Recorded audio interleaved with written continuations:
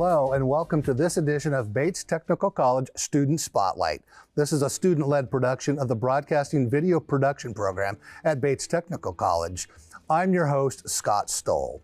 Today's show will feature our guest, JoeNathan Tatum. He already has his SBE certification, but is here to utilize all that Bates has to offer. His life has had many chapters in various parts of the country, and he has quite a unique story to tell. JoeNathan, welcome to the show, and we're very glad that you're here today. I understand that you're not necessarily a Washington native or even a Tacoma native, so could you please tell us a little bit about where you're from and what kind of started your journey to eventually end up here at Bates? Yeah, well, again, thank you for having me. Not originally from Washington. I'm originally from Anchorage, Alaska, born and raised, but actually a little earlier, I was living in Alaska up until about the age of 5. Was raised in a small village on the western bank of Alaska called Chivak, Alaska. And that's where my dad was an educator, superintendent, and such. So, living out there in what some might deem third world conditions, my parents thought it'd be best to bring us on back to Anchorage, the main city, that's where I went to grade school, junior high, and high school, and kind of caught the acting bug when I was in junior high. Oh, acting! All right. What? Did you have some sort of influences, actors, actresses, or things that kind of got you into that? I would say, probably my favorite would be Tom Cruise, nice, Denzel Washington. Maybe even Michael J. Fox. I was a big MJ Fox fan growing up and such. But I did not go to college after I finished high school, but still with that kind of acting bug, I found myself, working in the hospitality world there in Anchorage, and then managing places like a Blockbuster Video at the time, and ultimately working at a advertising agency, full service advertising agency, where I got to see the behind the scenes as an administrative assistant of the print and ad world and commercials, and how sometimes those productions come together, in particular on the print and ad side. Interesting. So curious, kind of touching back on your Blockbuster days. So to go along with your acting, is there a certain type of a film or a genre that you either enjoy watching or that you were kind of maybe aspiring at that time to maybe get involved with? I guess there was a lot of I like dramas for sure, but dramedies like Jerry Maguire. Show me the money. Yeah, show me the money. Are you completely seen? Things like that. Michael Mann's Heat, Saving Private Ryan. I could go down the list of just how cool it was to inform people of movies, your taste, and find out what their taste is, and then recommend things. That was always a pretty cool aspect of the job. So with being an aspiring actor at that time, did you put on little plays in the backyard, or did you have your brother or sister, take the Super 8 movie camera or video camera?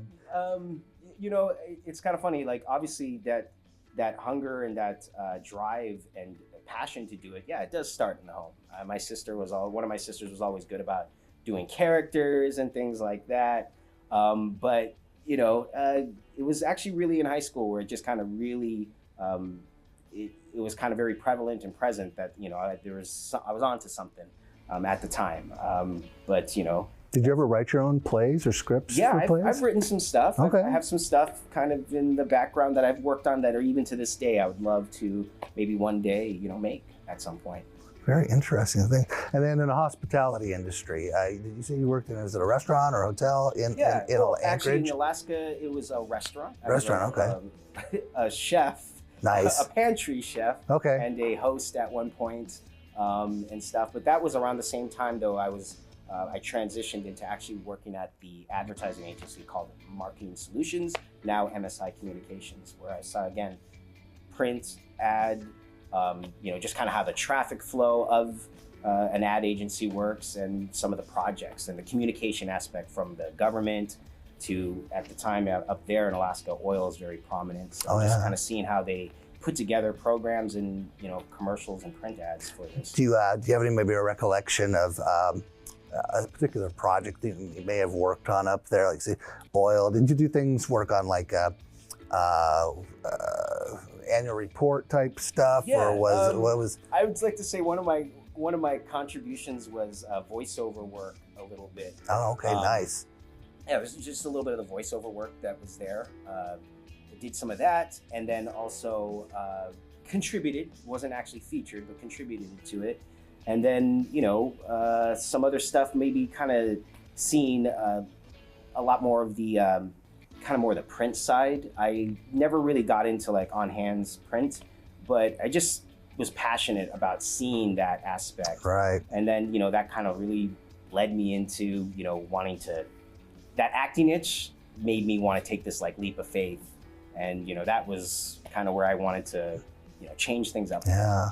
So kind of staying in that advertising vein a little bit, did you do any graphic design type work, or was it just more observing that type of work? No, actually just more privately, just kind of putting together my own like little scripts and stuff. I liked guys like Woody Allen, Kevin Smith. There's a movie he did called Chasing Amy, where it's kind of some inspiration from that. Annie Hall by Woody Allen and stuff. But just some of those what they call auteurs. That's where I kind of got my taste and thirst of like, hey, I think I'd be pretty cool at this and stuff. And so again, took that leap of faith and. Great. Well, very interesting beginning to I think it's a very fascinating journey. And I think we're going to talk about that pretty quick here in our next segment. But thanks again for being on the show. And JoeNathan, it's been a pleasure. When we come back, we want to hear the next impactful chapter in JoeNathan's life, but about the career paths that we are all trying to get to. And we just say, please stay with us.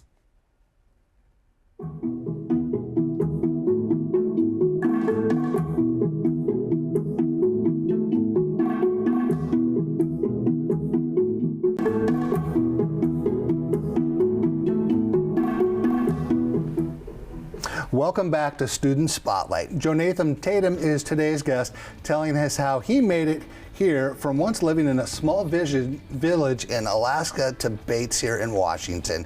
So, JoeNathan, you were talking about taking a leap of faith, and could you kind of give us a little bit of information, little story, little tidbit about that? Yeah, when I say that leap of faith, just took a step. I wanted to move to Los Angeles to try and pursue entertainment, the entertainment world. Yeah, nice. Hollywood, California. Yeah. So, but as with anything, you can't escape who you are, but I wasn't actually pretty much prepared to take that leap. So I did have to find myself like working odd end jobs even down there and kind of reinventing myself. Ended up working in the hospitality world again, just kind of utilizing those soft skills that I've developed, and worked at a hotel actually in downtown Hollywood. The Hollywood Hilton. Any more LA than that. Yes, downtown indeed. Hollywood, And then I actually found myself also through work, working at a biopharmaceutical plant, because manufacturing is big, obviously, in the Los Angeles area, where I was a sample receiving personnel. I would take on samples for a hematology plant and deliver it to the various labs where they did tests and stuff. And then ultimately started working at a call center in El Segundo area in Los Angeles. And that's where I was working at a call center, selling over the phone cleansing kits. Because you use some of your acting, skills there too, I suppose. Yeah. Take the bottle and run it by the by the mic. But yeah, no, I was living there, living in Los Angeles. Ended up working at a call center. That's kind of where I got the soft skills, still utilizing the soft skills. But then I also met somebody there, a good friend, Patrice, and he was very passionate about his music while he was a supervisor there. And that led to us, or him, when we were unfortunately laid off during the Great Recession in 2008, working on a project with him where he started a production company called Arc Music Factory. And the whole goal of that was like talent with a small little fee ends up paying for, a song, a video, a music video. We guaranteed a music video. And then also a little bit of promotion through, at the time, like Music MySpace. and things like that. Did you write songs for people, or did you just kind of work on No, the I was video more a and part of production? like just really wanting to see the music videos, helping them out with the music videos. All right, that production side of things. Exactly.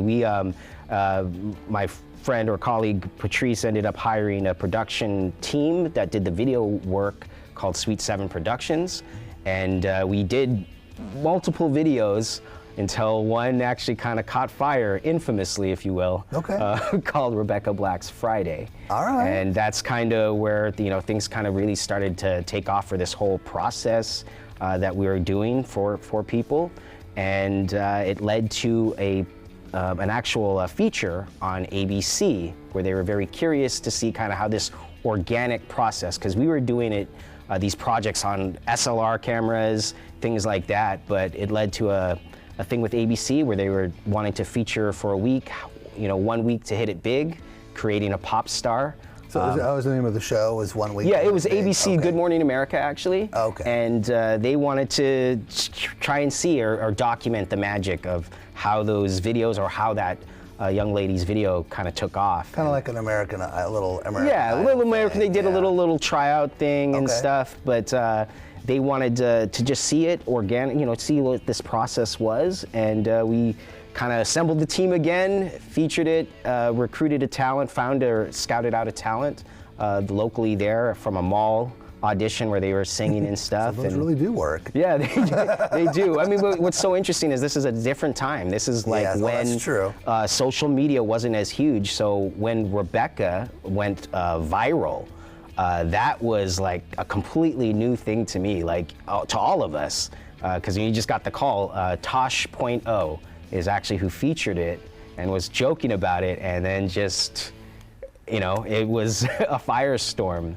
I mean, like Super Bowl numbers as viewing and stuff. It's the first time in my life I have ever seen a comment scroll on YouTube. Just, you could actually seeing it move. So kind of touching back on your Rebecca Black, if I remember correctly, there's a scene in there, there's a vehicle in there that you didn't want to use that. Can you kind of maybe touch on that? Oh, yeah. What you ended up having to do. Yeah, so what made the video infamous is just some of what seemed at the time a lot of nonsense for tween kids to be doing.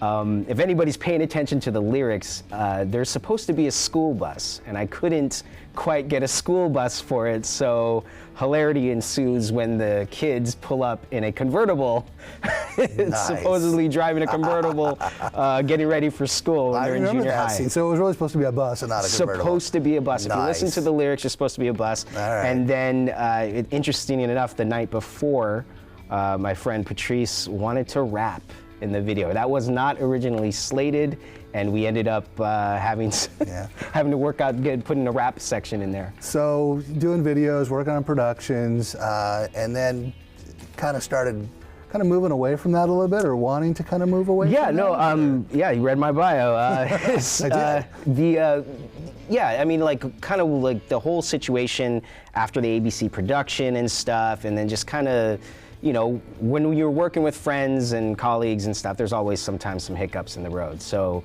I needed to make another change, and that's kind of what led me to coming to Tacoma. Interesting. So that sounds like another story, another part of the journey that I think we're all interested in listening to. So I think we'll touch on that in our third segment. So. Yeah, that's again very interesting stuff. Thank you. A lot of people want to go to LA and hit it big. Or Nashville if you're in the country. It music. is. I mean, one of the things that was big about that, though, for sure, was just what I got from that experience there was the camaraderie, the making, and the team that it takes to put together a project like that. It takes a village to make things, and I hope people see that it's not an easy thing. That's great. We are looking forward to the rest of your story here, awesome. And so we'll be right back with JoeNathan Tatum here on Student Spotlight.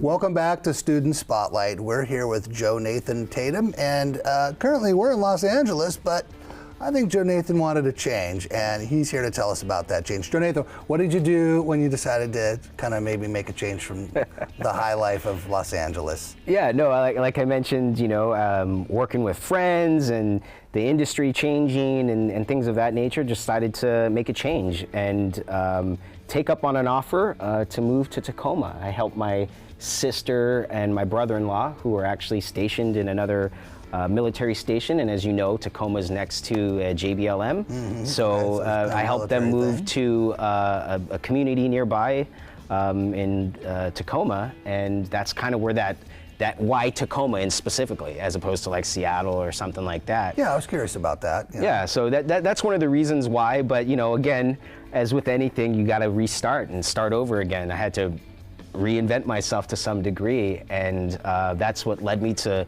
again, working kind of in the hospitality world and stuff, using my soft skills again. And then I ended up working like at places like Trader Joe's. I also used my sales skills working in the manufacturing materials or building materials world at a company called Cast Stone. And then that led to me, while I was actually there, I was actually, cold selling pretty much to people in Seattle, the architects and designers. So all of these other side jobs, did you still have that kind of that passion to maybe do production or on-camera work or entertainment type Yeah, work? no, in fact, that kind of led me to starting my own production company. Okay. I started something called Tatum Productions. What I did with that was just more of like, odd end jobs with little, content creator productions, did yoga videos and things like that. Didn't quite get into like the music world again, but I was just kind of videos. Yeah, no more tween videos, but making content, for either myself or for people shooting weddings. Just doing that kind of just to get my feet wet again and just kind of keep my heart close to what I thought and believe is my passion. Okay. And then from that, where did you hear about Bates? Did you drive down 19th and see the sign, or yeah, no, where did you kind of hear about Bates? Yeah, I mean, you definitely see signs, but it was interesting enough when I first got here, maybe about 2 years in about being here in the Tacoma area, I heard about Bates, and in particular the broadcast video production program. At the time, with some of my experience back in Los Angeles, I didn't maybe think as much like, that would really apply to me and stuff like that, but lo and behold, I am here. I actually took that leap of faith, and when I ended up leaving a job where I was working actually in the landscape world in kind of the sales and construction. You've done a little bit of everything. Yeah, no, so just moving around. You've learned from each place. Yeah, each and place. You've carried that to everywhere you've gone. That's really cool. Absolutely, just kind of keeping my heart close to it. And but that led to me, like after leaving that job, I was in between things, and I was kind of thinking to myself, now would be no better time to actually get into this world. Because one thing I didn't see, even though I was in LA, was the studio production side. And also just getting that camaraderie feel again of how it takes a village to make a production, put it on, and be successful with it. That's really what drew me here, is that opportunity to get on-hands experience and maybe hopefully use that to get employment in this world. So so you've been here at Bates for 5-6 weeks now and everything. So now it's not a huge sample size, but what's been your most enjoyable part in your short time here so far? I mean, without a doubt, just the on-hands experience, being in the studio, seeing advanced production folks. I mean, I'm not in that advanced production, but just working with people like minds, and also just the camaraderie too. I mean, when we did a project like Game On, I got to host it, but also just kind of seeing the prep work that goes behind it, and then also knowing that there's going to be new people on camera, there's going to be new people on the switcher, going to be people, new people in a bunch of different positions. That's inspiring, because, even going back to the LA days, just us as a team coming together and organically something flourishing or coming big of it, it's really cool to know that it was a bunch of, amateurs, if you will, kind of putting it together. But it's that camaraderie experience that I really like about Bates, and that on-hands experience. Nice. So you mentioned a couple of things that I think may kind of taking you outside of the Bates world here. So you mentioned switching, that you talked about switching. So I believe you do some other switching on one of your other jobs. You do that at your local church, is that correct? Oh yeah. I worked, thank you. Just did some of the things like learning, well, like before I even came here, just as I knew I was coming to Bates, I figured get my hands a little, some experience, get on-hands experience doing live streams for the church and stuff like that. That way it's some form of broadcasting or live streaming, IP, if you will. and currently there's some camera work in your future now too, correct? Yeah, man, you know my bio. I actually fortunate enough with my Bates experience. So the Emerald Downs was hiring for a camera operator, and one of the graduates, former graduate of the broadcast video production program, brought me on board and is giving me a try. So I'm going to get some on-hands experience there. JoeNathan, what an incredible journey. I mean, Thank you. From a village in Alaska. Village in Alaska to penthouse suite, Los Angeles, Hollywood, California, to Tacoma, Washington. But all keeping that passion of wanting to be in an entertainment industry, whether it's in front of the cameras, acting, producing, writing, working cameras, learning the industry from the inside out. That's really awesome. So anyway, JoeNathan, again, we appreciate you being here today. Thank you. This has been a production brought to you by the students in the broadcast and video production at Bates Technical College. For more information about the program, you can go to www.batestech.edu/broadcasting. I've been your host, Scott Stoll, and we'll see you next time on Student Spotlight. Thanks for joining us.